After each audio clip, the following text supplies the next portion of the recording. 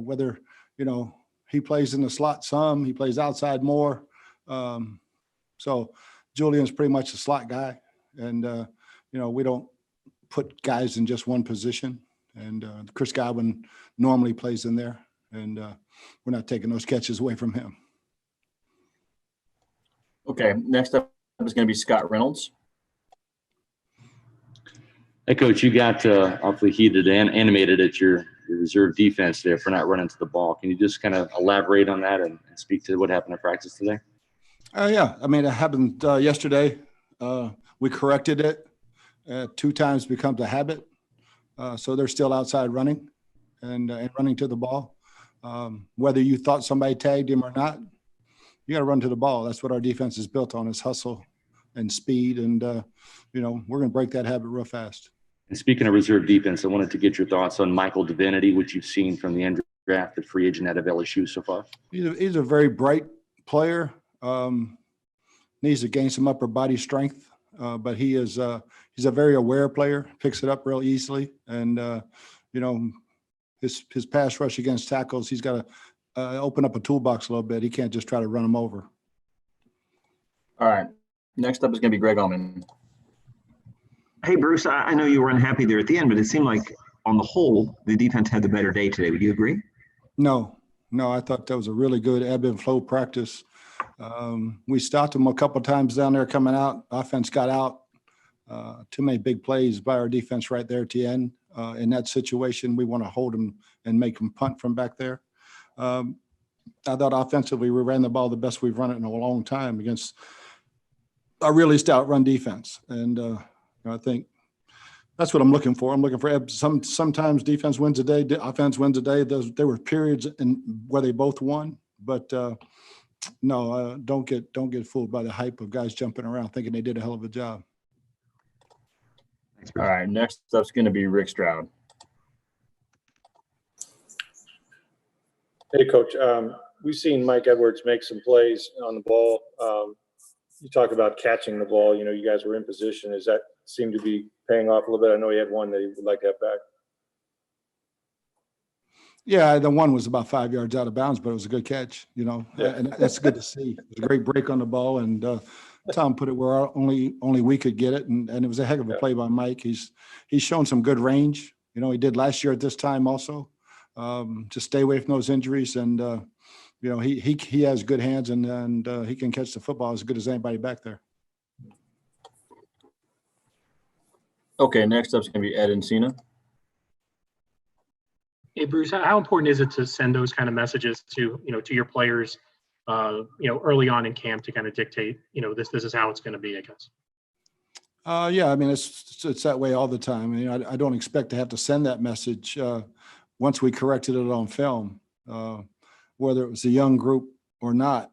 And so, yeah, I mean, that's what training camp's all about. We would have done that back in the spring. We wouldn't even have to have this conversation had we had spring and mini camp. All right, we're going to go Jolene. Hey, Coach, I was just wondering if you could speak to the adjustment that your wide receivers have to make going from a quarterback that, wasn't necessarily a quick strike guy previously in Jameis Winston to a guy like Tom Brady who gets the ball out pretty quickly, and just kind of like the timing adjustment that they have to make with that. There's not really a big adjustment for that. Jameis did a really good job on his intermediate stuff, and when he got the ball out, it was pretty accurate. Tom might process it a little bit quicker, and so the ball comes out fast. We've got to get our head around. And the guys know that when they put their foot in the ground, the ball's probably going to be there, so get your head around faster. Okay, next up is going to be Steve Isbitz. Coach, obviously Mike Evans is coming off a strong year, but in what areas do you think he can improve this year, or are you looking for him to improve this year? Well, it's pretty hard to improve much. Just continue doing what you're doing and understand the offense. We had a little pick play run today, and Tom threw it, and he wasn't quite ready for it. He came back. He understood right away. He thought he was going to outrun the guy rather than just take it right now and get the first down. So just little things. Like in the second year of any offense, the intricacies of little things like that. I'd like to see Mike, which he is doing every single day. Can't ask for much more out of him. And how's Tristan Wirfs doing so far in little bit of time here? Doing good. He's doing fine for a rookie. He's got his hands full with some pretty good guys over there against the run and the pass. All right, next up is going to be Tom Krasnicki. Hi, Bruce. I want to ask you about Justin Evans and where he was at with his foot injury and if he's going to be available anytime soon. You'd have to talk to Jesus. I have no clue. Okay, next question is going to be Greg Allman. Hey, Bruce, I want to ask you about the catapult, the GPS technology that the players are wearing in practices and have been obviously for a few years, and just where for you it gives you the most insights and the most help.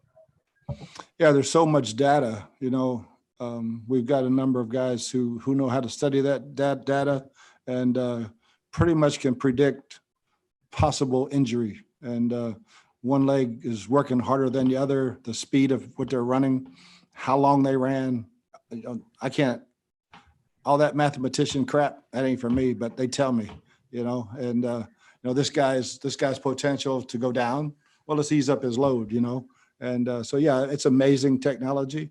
And the people that are here that handle that for me are outstanding.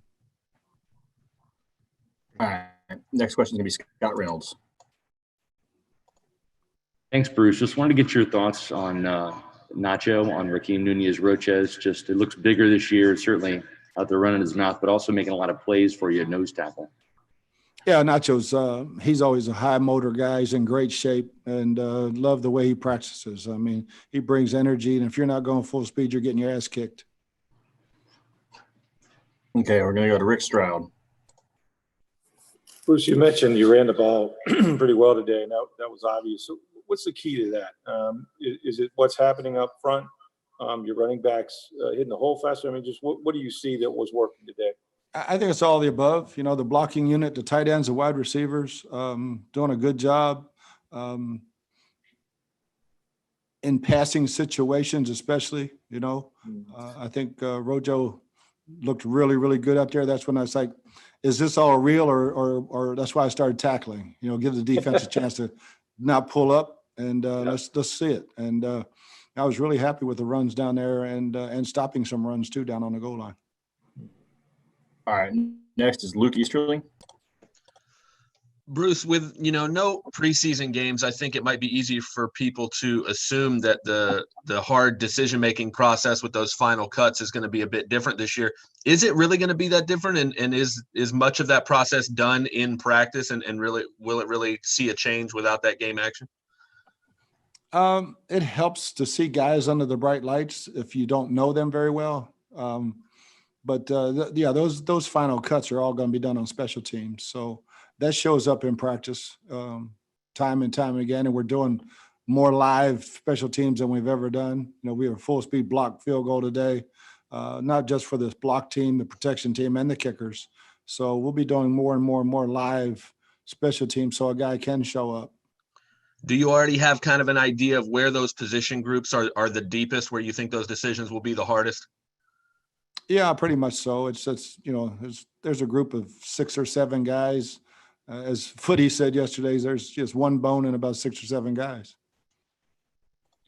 Okay, next up is going to be Ed Encina. Bruce, and that's in that same vein about the competition. I mean, how tough is it going to be to pick out a group of running backs to go into the season with? Because, like you said, you've added a lot of guys, a lot of emphasis on catching passes. Just that group as a whole seemed like it's pretty deep. Yeah, you can catch passes, but if you can't protect, if you're getting your ass knocked backwards on pass protection, you ain't going to be back there anyway. So you're not wide receivers, you're running back. So first is protection, and then catching the ball is second. So I thought we did a pretty good job. That's another reason we started going full speed. I think, Rowe pulled up and a linebacker hit him. And we're allowed to cut those linebackers. If they bull rush our backs, cut them. And one of the young guys, we're going to show how tough he was, and he got his ass knocked back pretty good. It should have easily just cut the guy. So it's learning how to play full speed like that as a back. And coming out of college, it's the hardest thing to get taught is pass protection, technique-wise, because they're not taught how to really stop a powerful man. All right, next up is Kevin O'Donnell. Hey, Bruce, I noticed early on during warm-ups on air, Tom wasn't taking every snap during the rotation. Is that meant for kind of keeping down on wear and tear on his arm? And do you kind of count his throws and keep him on account for the season? Is that something? No, he's just taking his repetitions. There's no pitch counts of any kind. He wouldn't let me anyway. He liked, throwing the ball makes his arm stronger. So it's nothing like that. No. All right, our next question is going to come from John Romano. Hey, Bruce. Yesterday, Larry Foote mentioned some of the good-natured trash talking that takes place after practice. I'm curious, after the way they finished last year, how feisty are the young guys on this defense? Yeah, there's a lot of trash talking going on during practice too. I love it. So they're very feisty. Devin's is a guy that brings a ton of energy. He saw Nacho every day. The DBs are getting a lot of swagger. So I love it. That's what competition is all about. Nobody talks more crap than me. So I have to watch it now that I'm not calling plays. I used to be really bad. All right, we have time for two more. We're going to go with Steve Isbitz. Coach, what can you say about Kyle Love signing here? I'm sure you faced him many times. Yeah, good run stopper. Still got a little juice. Made a couple nice plays in the interior pass rush. So, yeah, adding a veteran to help, just throw him in the mix with those young guys and see who comes out on top. All right, and then our last question is going to come from Zach Blobner. Hey, Coach, I just want to ask you about your confidence right now in the offensive line and just your main message to those guys in the trenches there with Tom Brady behind them. There's not really any different. We got to run the football. When we run the football, that play action stuff's real easy and protect the quarterback. I mean, for them, I really like where they're at right now as a group. It's good working relationship. There's good communication in there. I don't hate the word chemistry, but there's good communication in that group, and they're helping Tristan as much as they can. And so, yeah, that's not a worry of mine at all. Is offensive line. All right, that's all for today. Appreciate it, Coach. Thanks, guys.